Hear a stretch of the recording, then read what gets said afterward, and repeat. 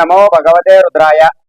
సర్వ రోగాల నుండి కూడా విముక్తి పొందాలి అంటే మనం దైవ సంకల్పంతో పొందడానికి అవకాశం ఉంటుంది.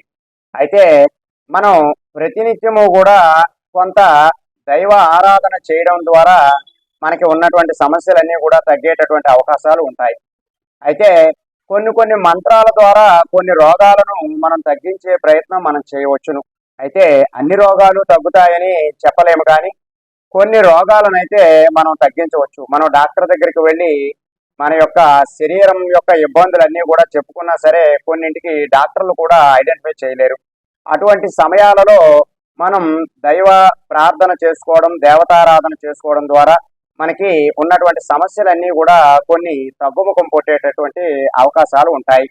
అయితే అటువంటి సందర్భాలలో మనం అమ్మవారు దుర్గామాతని మనం ఎక్కువగా ఆరాధిస్తూ ఉండాలి.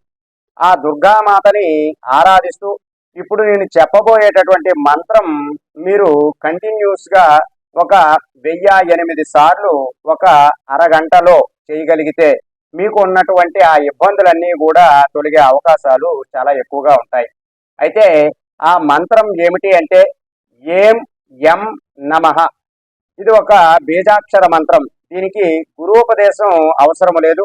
మనకి ఎప్పుడైనా ఇలా ఇటువంటి బీజాక్షర మంత్రాలు జపించాలి అంటే మీరు ముందుగా శివుణ్ణి తలుచుకుంటూ అలాగే లేదా దక్షిణామూర్తిని కానీ తలుచుకుంటూ ఈ మంత్రాన్ని జపించిన మీకు ఆ మంత్ర సిద్ధి పొందుతారు. మీకు ఉన్నటువంటి ఎటువంటి రోగాలనైనా కూడా ఈ మంత్రం హరిస్తుంది.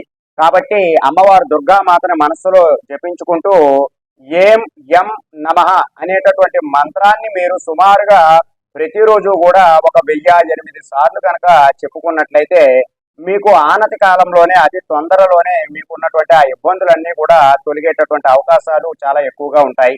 కాబట్టి ఈ యొక్క మంత్రాన్ని జపించుకుని మీకు ఉన్నటువంటి ఆ శారీరక ఇబ్బందులు, రోగ ఇబ్బందులన్నీ కూడా తొలగించుకోవడానికి ప్రయత్నం చేయండి.